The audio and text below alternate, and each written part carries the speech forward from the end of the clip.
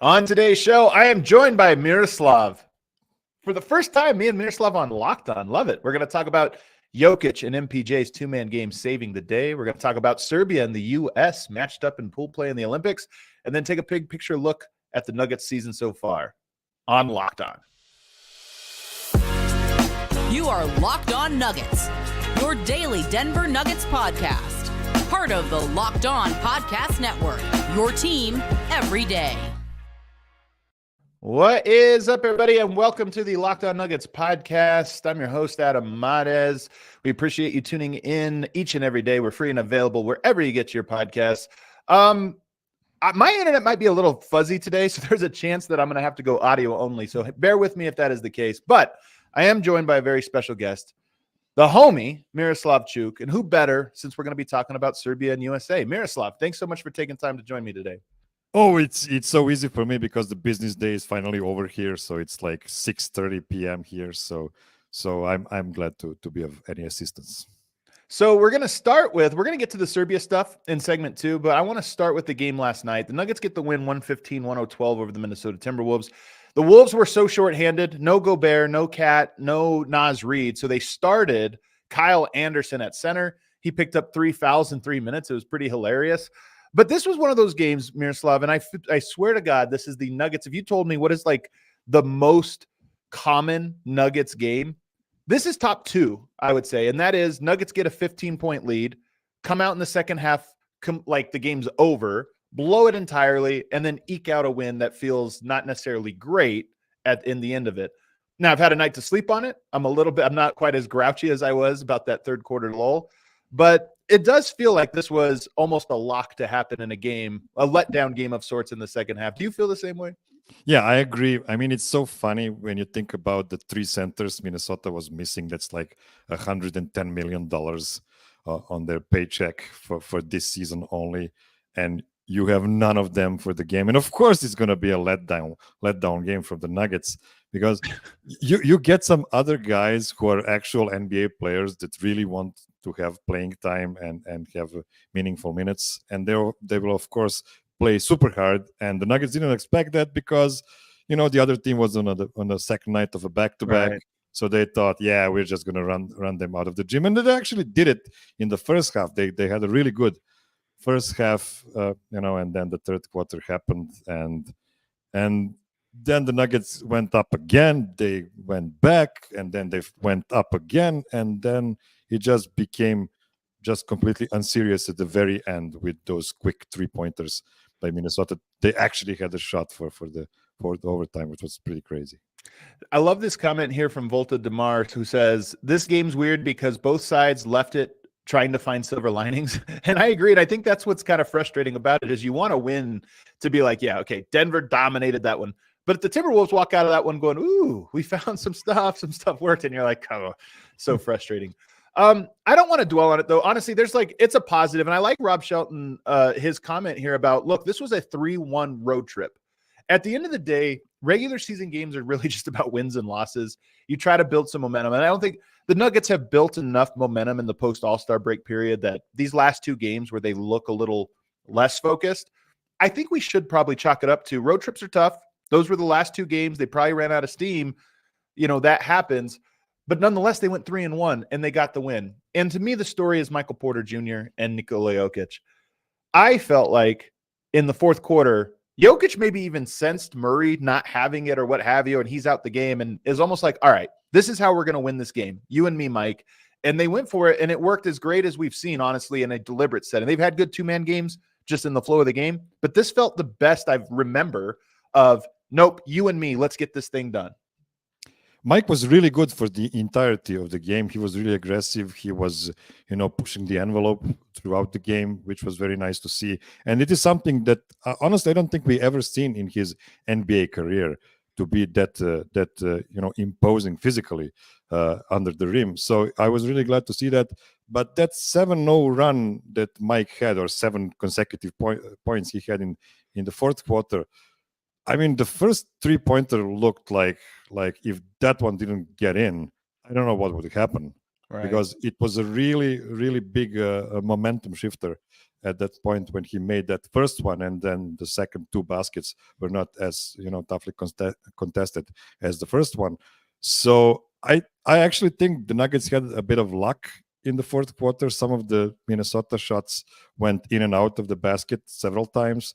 So, but I just don't want to dwell on it too much. I mean, they've lost the game to Dallas, and now they won it against Minnesota. And if you want to be fair, out of those two games, the Nuggets deserve to win only one of those. So I think it's really a wash, honestly. It kind of is, man, to be honest with you. I mean, there's been 3 games that have been unimpressive, like for the whole since the All-Star break. The Suns game, which they dropped, again, they should have won, and then they lose it because KD hits the shot. Yeah. The Mavs game, which had a very similar thing, and then this one. So they played with fire 3 times, in my opinion. And again, I'm being the Nuggets guy. I'm looking at it the Nuggets lens.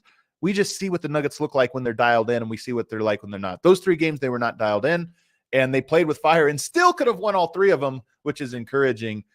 Mike's year, though, I don't know how you feel, Miroslav, because I know it's funny. I know the Serbs were slow. I don't want to paint with a broad brush. There's Serbs that love you, Michael Porter.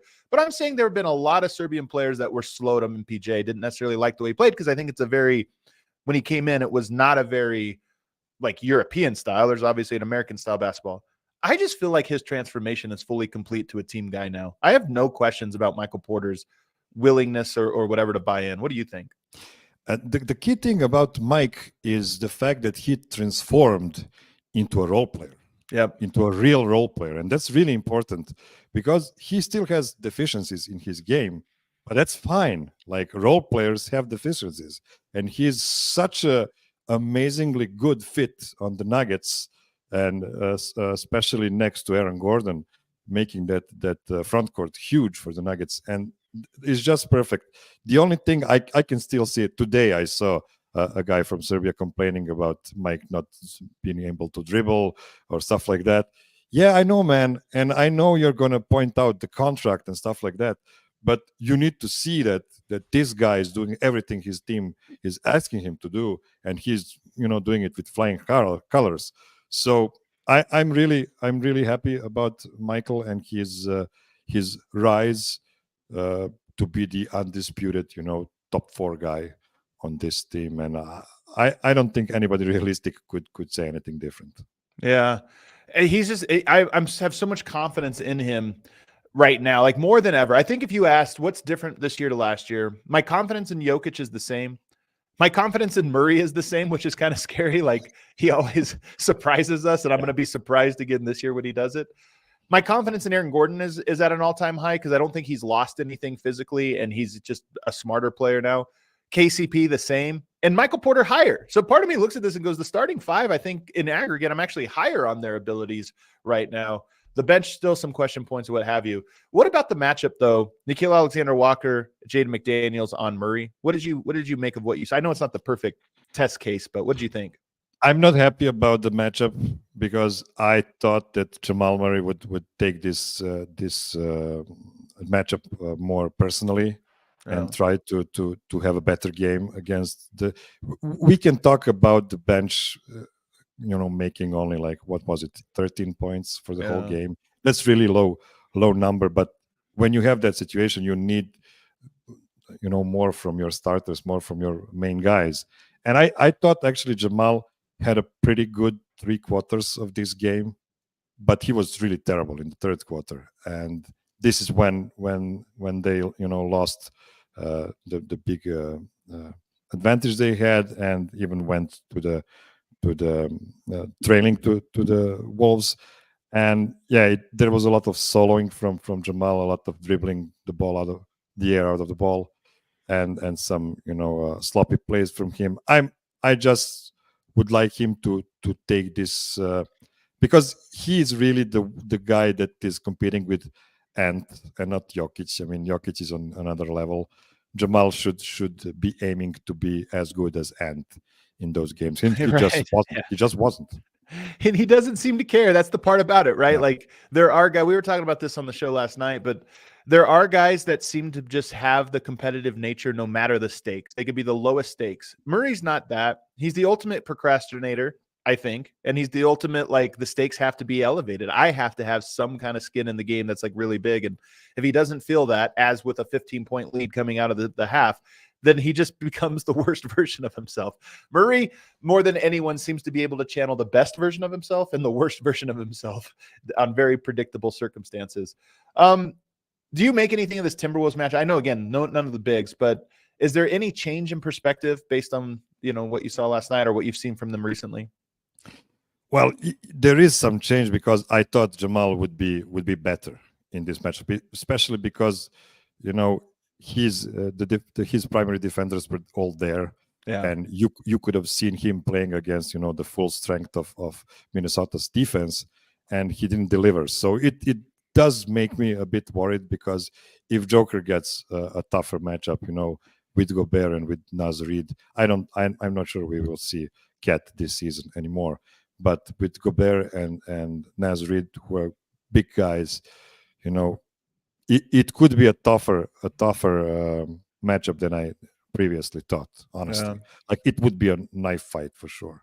I like this take from Rob Sheldon. AG seemed to really fade in the second half. The boys were tired. Got to remember, this trip started with a night off after a W in Miami. I'm telling you, this really is the NBA more than people realize. It's a 4-game road trip. Road trips are exhausting. Even though there's a nice rhythm every other day, they can still be tiring this late in the season. And then, yes, the boys went out in Miami on the first night. You start tired. You know how it is. You go to Vegas or something, you have a big night, and you're hungover. And if you don't get to a full rest after that, it just lingers. And almost like it doesn't go away until you get a big rest. And by the way, Denver has the Knicks coming up in Denver. I love this Knicks team, but the one thing they do is they wear you down. If you are not fully rested and ready for that game, you're going to get blown out because they are probably the toughest regular season team in the NBA in terms of like, oh my God, I'm going to have 100% energy tonight. So very curious to see how Denver responds tomorrow night when they take them on. Let's take a break, Miroslav. On the other side, we're going to get to this Olympic thing. Very big story. Team USA, Serbia, in pool play. Do we like it? Do we hate it? We'll get to that on the other side.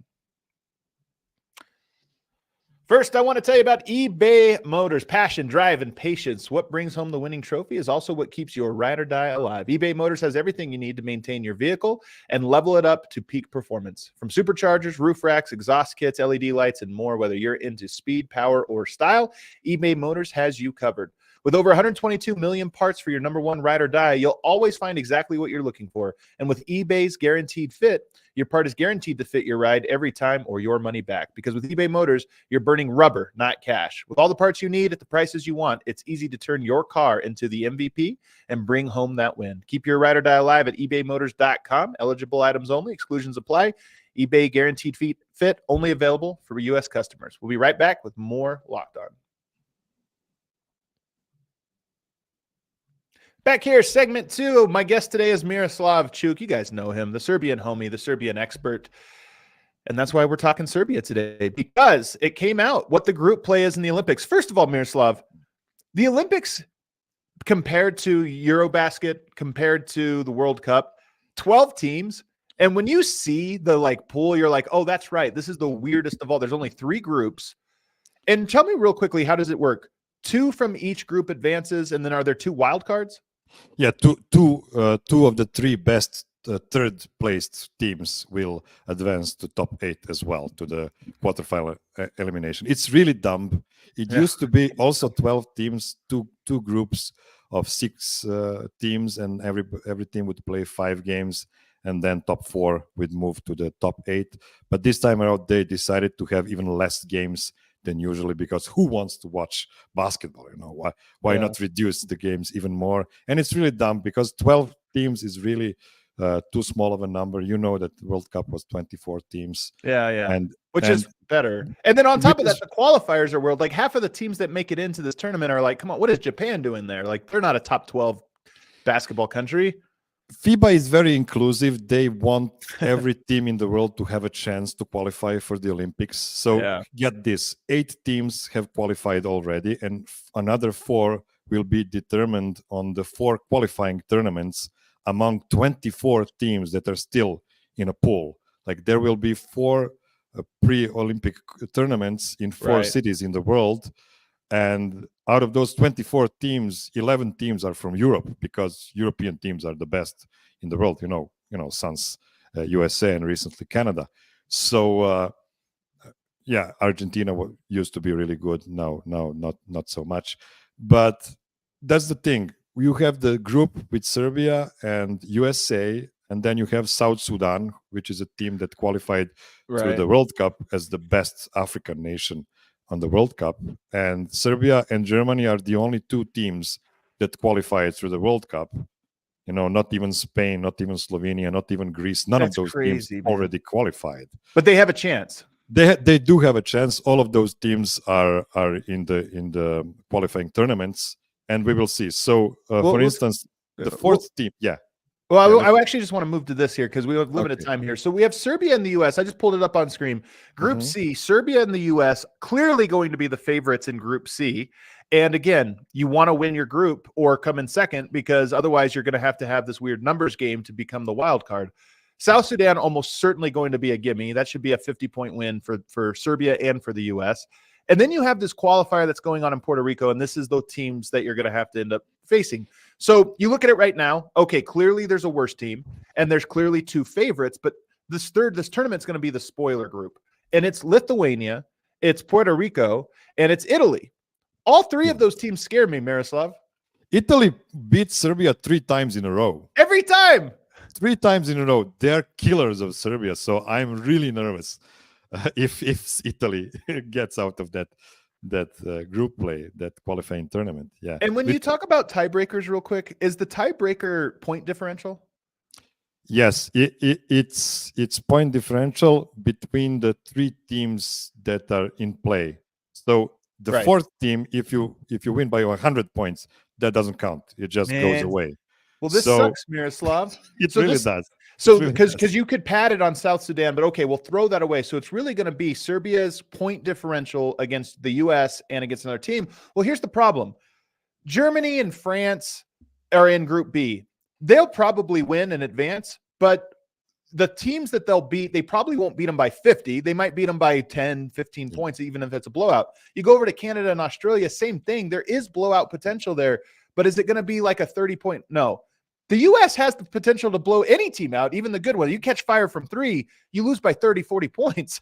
And all of a sudden, like, you're eliminated from that contention. So I look at that and I go, this is one of the drawbacks of Team USA. We'll get to the other one.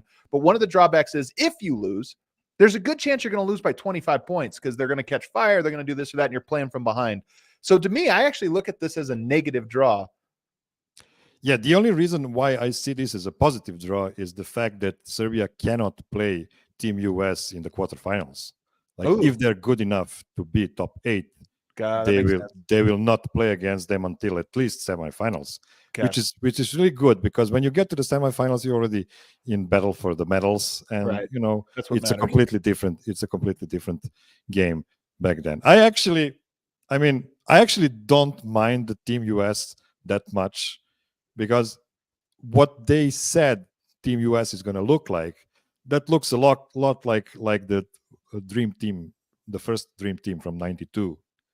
It has a lot of similarities to that team. And that team is considered the best team ever assembled. But I don't agree with that. You don't agree that the Dream Team's the best team ever assembled? Dream Team 1 was amazing, but Dream Team 1 had no competition. They played against bad teams. They didn't play against Yugoslavia. They didn't play against Soviet Union. So, of course, they won a gold medal in the landslide. They didn't play the teams. You're not going to convince the American audience of this, but I agree with you. I mean, that is part of that story. It was a very unique setup. And again, now knowing how these competitions work, you're talking about a shortened field, and you're going to have this or that. And, so there is that difference there. I'll just start. Let's get into the U.S. part of this, though. The reason, you bring up an interesting point I haven't thought of, avoiding them in the quarters, which is big. And maybe it's worth it just for that one reason alone. But I know how Serbia plays, and I know how you have to play against the U.S. I don't think you can count on beating them twice. It is possible. I know it's happened in the past and in different tournaments. But when you're talking about LeBron and Steph and KD, okay, you're probably going to have to be strategically smart about what do we show in pool play. Whereas USA probably isn't thinking about that, because I don't think they adjust, honestly. I think they just play basketball. So I look at that and I go, I would be shocked if Serbia beat the U.S. in pool play. Do you feel the same way? Well, honestly, I think they have better chance of winning in the pool play than in eliminations. Honestly, it's something that happened in when was it? It was 2016 in the Olympics. They almost won against Team US in the group play. And Bogdanovic actually had a shot for the win at the end, and he missed. And then they got blown away in the finals, like 20 points or whatever it was. So I actually think they have a better chance of winning, but I agree with you. It's more important to win in the elimination game than in the group play. But on the other hand, if you don't fight in the group play, you might completely miss the eliminations. So that's a really tough draw. And I agree with you. That's the tough part about having the US in your group. I think the best thing that can happen, and I don't think the schedule's out, but the best thing that could happen is that Serbia and US is the final game of group play. So that you'll know, okay, if Serbia's 2-0, we can play that game. We win or lose, whatever, it's okay. But if you go into it 1-1, or if you have to play them right away, first game, and it's like, okay, there's no plan, we don't know where we're at, things can get a little dicey and a little bit tricky. So that'll be the next domino to fall. What about Lithuania? Because Serbia and Lithuania have a history as well. Yeah, Lithuania is really good. I really respect them. They're one of the teams that won against Team US last year. And they have huge guys, and we've seen Sabonis playing really good minutes against Jokic this season, and I don't think it's a coincidence anymore. We have too much of a sample size to say that Sabonis is an inferior player in that matchup. But on the other hand, their second best player is probably Big Val, and those two guys cannot play together. Yeah. So what they will probably do is only have one of those two guys on their roster, because the other one would have a role that's too small for the caliber of player he is. So they usually don't play both of those guys in tournaments. But we'll see. The Lithuanians always have great shooters, and it's modern basketball, so you can expect the team shooting 40 or 50 3-pointers in a game, and if they get caught, Lithuania can beat anybody with that kind of game. So it's tough. And Puerto Rico, by the way, is not a summer breeze as well. They're also a pretty serious team, not as serious as the previously mentioned two, but they have home court in this tournament, right? The tournament's in Puerto Rico, so that maybe helps them out to advance. I just look at it and I go, I actually think it's a tough group. I don't love the way it came out, but here's what I'll say. It feels to me like Serbia got the tough draw the way the Nuggets got the tough draw with the Lakers, unfortunately. Like, you had to slay the dragon. I just feel like there's a little bit of that lining up for Serbia, which makes me feel narrative-wise excited. First of all, I'm excited we're going to get that. We're guaranteed to get that game. And I see people saying in the chat here, it's the first game. So is the schedule is already out? I didn't realize that. Honestly, I didn't see. Well, two different people have said it. So if it does, then that's a tough break for the U.S. or for Serbia. Serbia, USA, right off the bat. No prep time, and then one of those teams is going to start 0-1 and basically need to run the table from there on out. Real quickly, who do you expect to be on this team? On Team Serbia or Team US? Team Serbia. Honestly, I expect everybody. Is the Olympics. I think Jokic playing. I mean, I don't have any insight on that other than just casual conversations, rumblings here and there. I think he's playing. Yeah, because if he's not playing, I mean, it's over. Like, if he's skipped this one, then we will not be able to talk about him as member of Team Serbia. Really? This one is that important? Because you guys can it's like every other year kind of thing. Like you can stomach at best 1 year off. It's the Olympics. It's the Olympics, and he That's missed the last Eurobasket. Yeah, but it really depends on how you view it. I think from the players' perspective, the Olympics are the most important. Okay. You've heard the crazy stories about the Olympic Village.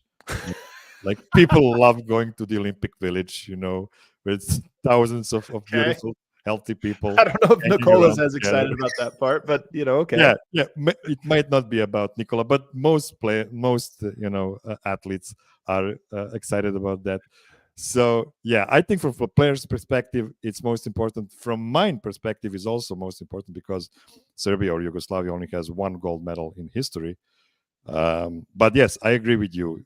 Participating in Eurobasket is crucial because this is where you tally up your gold medals, and Yeah.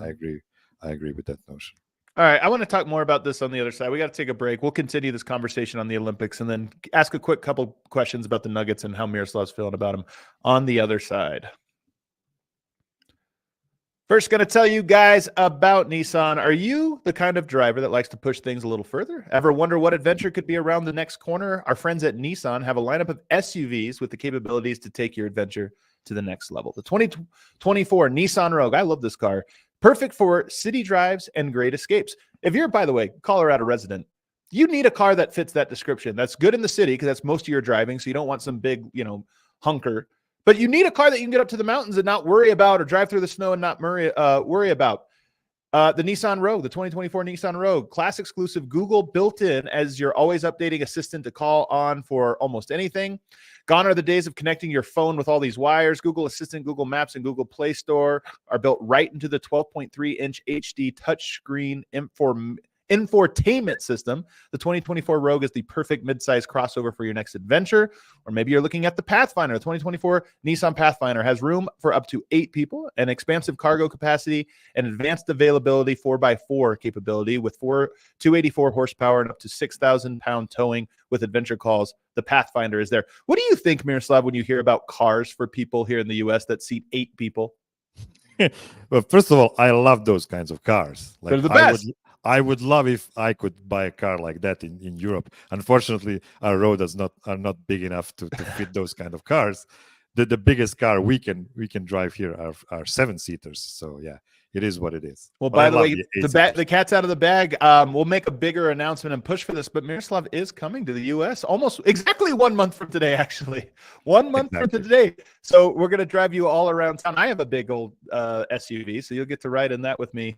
Definitely not letting you drive, though, Miroslav. I've seen you drive. It's not happening. He's laughing because he knows it's true. Also, the 2024 Nissan Armada will change what you expect from a full-size SUV. Yeah, we're getting progressively bigger by the car. You thought the last one was the big one. Nope, the Nissan Armada. Picture a rugged 4x4 that can seat up to 8 in first-class luxury and style, tow bigger, and explore further in the 2024 Armada. So take the Nissan Rogue, Pathfinder, or Armada and go find your next big adventure. Shop NissanUSA.com. We'll be back with more Locked On. All right, let's continue this conversation here. So Jokic, you think Bogdanovic? Give me some other key. Who are the other key guys? I would say those two are the most important two. Yeah, well, Vasily Micic, he is important. He's playing well I'm actually impressed. I think this has been good. Some players come over from Europe, and it's like, I don't know if it fits them. Maybe it's bad for them. Facu might even fall in this category. I almost feel like for Micic, he's developed and become a better player in the NBA. He's a really good player. The only thing that worries me there a bit is his fit with Jokic, because he is a ball dominant player, and this is not something you want to see too much of when Jokic is on the court with you. Nikola Jovic is a great fit. Real quick, he's played off ball more though because he was in Oklahoma City and playing with some better players. That's what I mean is I feel like he's almost developed. Okay, here's how I play off, and I'm hopeful that translates, in the Olympics. Yeah, we will see. We will see what Coach Pešić will have in store for us there. I'm not sure that Coach Pešić is watching his Charlotte games now. I hope he is. It's your job. I hope he is, but we'll see. We'll see about that. But yes, I agree. If he would transform into a real off ball player, and split the duties with Bogdan Bogdanovic, for instance. Those would be two elite off-ball players, and you cannot, miss having those kind of guys. Great with spacing, Nikola, great space in the backcourt. I don't know about the defense though. That's a vulnerability for sure. Yeah, it's always like that with European teams. Like nobody thinks pale guys from Serbia can play defense well, but the rules are a bit different than comparing to the NBA. So they're more competent defending in FIBA rules. If you think about it, Micic has had the perfect NBA experience for him to prepare for Serbia in some ways. You go to Oklahoma City where you're like the 9th best player on the team, 8th best player on the team. So you have to fit in, you have to take on a backseat role. And then you go to Charlotte where you get to be a little bit more yourself. I'm just hopeful. I'm hopeful that this has prepared him specifically for what he's going to have to do with Team Serbia. Yeah. Well, let's hope so. I'm optimistic about him. It's just that previous experiences with that duo didn't bring enough fruits Right. as we hoped for. And then you have Nikola Jovic, who is a great fit A little next young, to but yeah, Nikola Jokic. He is also a good shooter, and that's he's right. really good on rebounds. So yeah, I think we have a guy that can play next to Nikola there, and then you can just pick one of the guys like Dobric or somebody else, defensive specialist to round up that starting five. By the way, I've checked. Team USA actually is playing the first game against Team Serbia, and I'm gonna go hot here. Serbia is winning that game Oh, because it's the first game. really? I mean, they might not win it, but it's gonna be one possession game. I know Serbia's fans, they've turned on Jokic every time he misses, but they come back every time he plays. It's a very, circumstantial love. But if you get a championship out of Jokic this year, back to back, and then you get an Olympic gold, I know you have your formula, Miroslav. I know that the numbers are hard lined. You can't change things, this or that. But I just feel like that would be a legacy for him personally, at least for me. And I'm not Serbia. I can't speak this. It'd be a legacy for him personally, where I would be like, that puts him up, like he's untouchable now in Serbia, in the US, in NBA, anywhere. He's untouchable if he pulled it off. If those both things, I mean, Miroslav points. He's already the greatest Serbian player of all time. After this year's All-Star game, he got enough points to be the greatest one. The ever. All-Star game. I love that was the thing that got Yeah, him that over was the top. that was the thing that weighted him on top. But honestly, if he wins another championship and he wins a gold medal, honestly, if he only wins the gold medal, that Right. would put him on top of the pantheon. And I think there will be like more than 50% of people that will be saying that he is the greatest player from Serbia of all time. I'm so ready for it, man. I'm so ready for it. It's going to be interesting. I think he's going to be exhausted. I think if you go through this, especially if you pull it off, the ripple effects of it, I'm not looking forward to next season. Like next season might be one of the toughest on record for Nuggets fans, regular season. But you know what? You play to win the game, and if you get a win both in the NBA and the Olympics, to me, I just will feel so complete, and it'd be incredible. So I'm looking forward to it. That USA draw is concerning, but you know what? Bring it on, man. You gotta go the toughest route, Miroslav. So let's do the toughest route. Let's quickly just ask you about the Nuggets. 12-2 since the All-Star break. Have they shown you enough that you're confident going into the playoffs now, or do you still feel like these last 15 games, whatever's left, that they still matter a lot? Well, they play most of their most important games well. They didn't play some of important games as well. But what is most interesting to me right now is they're rounding up into form, because the rotation we are seeing now look more and more what we will see in the playoffs, I believe. Like, you can see that Zeke Naji is right there as a placeholder for Aaron Gordon center minutes, Right. I believe. And then you see the insertion of Justin Holiday as a guy for 8 to 10 minutes for every other game or something like that. You don't see Julian Strother anymore. No, he's I mean, I he would got love Zeke for him. Naji'd. He got Zeke Naji'd, and I think it's smart because Yeah, it's the end of the road, and he'll get his chance next season. So yeah, you can see even last night Reggie Jackson played almost no minutes next to Jamal. So we are seeing what Michael Malone wants to do, and yeah, I believe when all five guys are spinning at the fifth gear, you can expect them to win against any team at any point. Yeah. Are you? But like, what's your confidence level right now? Because I'll tell you what, a week ago, before the Nuggets, there's a little recent slide here, but like after the Miami game, I'm just sitting here going, this team's doing it. They're doing it. I've seen the top level and the top floor is higher than everyone else's top floor. So I would say my confidence right now is I'm almost concerned about how confident I am. Yeah, that's never a good place to be. Like that sets you up for disappointment hard. But yeah, I couldn't agree with more with you. because every time I see Jamal not having a good game, I always think he's trolling. He is just taking a back seat and he's saying, "Yeah, these guys don't deserve my top game." And but on the other hand, you have Michael Porter who is playing his ass off, and that's really comforting. And Aaron Gordon is not playing his top level game too at the moment. Honestly, I don't think Nikola Jokic is playing his top game right now. No, either. No, so of course not.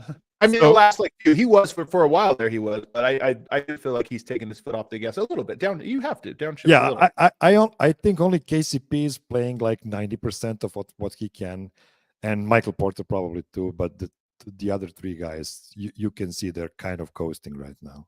Right.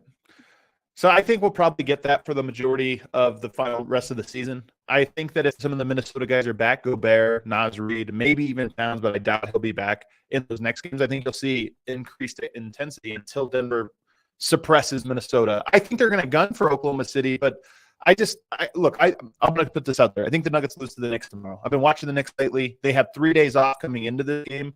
They're on a road trip. They're on a mission, and they just defend. It's a really tough one-game homestand. You come back. It's basically you don't get that much rest. You come back, and you're going to place a team that plays like maniacs. Is Denver up for that challenge against it? And they're up for that challenge often when the games matter. Against the Knicks, it's the East Coast opponent. It's like these games are so people don't realize interconference games are just less important to players. So I think the Nuggets probably lose tomorrow, but I hope I'm wrong. Do you have a thought real quick before we get out of here about that game tomorrow? It's really hard to play against the team that doesn't use their bench. They just play 5 guys. Literally, no, it doesn't use it. I know. So 48 minutes is insane. Can you imagine how we would feel if KCP played 48 minutes? Because Josh Hart is basically KCP. Can you imagine if he played 48 minutes? We'd be so pissed at Malone. yeah. Like Tibbs will earn his next contract. I don't doubt it at all. Like you need good regular season coaches, and Tibbs will always be there. Yeah.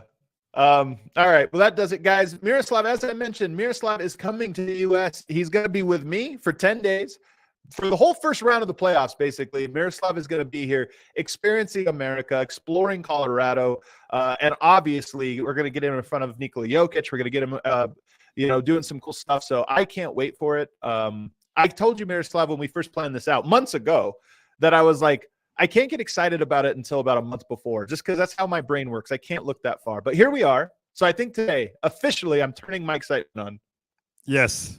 Well, you're joining me then, because I'm planning this for a long time. And actually, I showed you this, but my Joker shoes came today all the way from China. So I can confirm that you can now buy them in Serbia, and it's not a long way to wait for them. It took only 8 days for them to arrive from China to Serbia. So if anybody else wants to join me having the Joker shoes, it's a nice treat.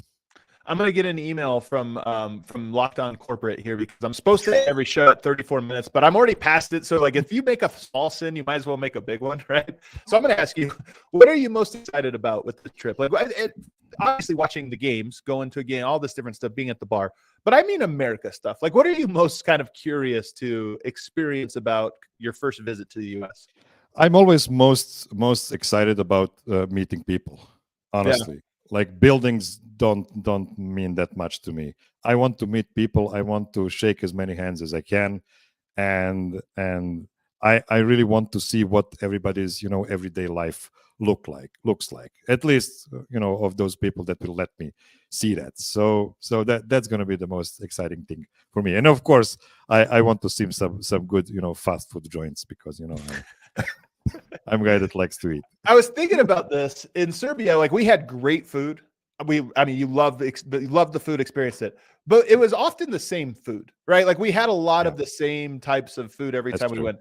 The thing about the U.S. that is different from most countries in general, the wide variety of foods, the different things. So I'm excited for you to try the good, the bad, but really just the entire spectrum of food that's out here. I'm very excited for you to experience that. I'm excited to see just to see what it looks like, because I think that it looks different even when you're just experiencing it in subtle ways. And I'm horrified of you. You just said that you want to see how everybody's day-to-day life. You because you're going to be connected at the hip with me for, pretty much the entire trip. I'm horrified for you to see my life. I'm going to be a John Hamm to your Larry David. If you know that reference. It's so true. That is exactly what just studying every little banal movement and decision and like, oh my God. Yeah. Oh, he's the homie Miroslav. He's going to be here in a month. We're going to start building up to that. So you'll see more and more stuff as we kind of prepare for Miroslav's voyage to the US. Thanks so much for joining me today, buddy. Adios, everybody. We'll see you guys tomorrow.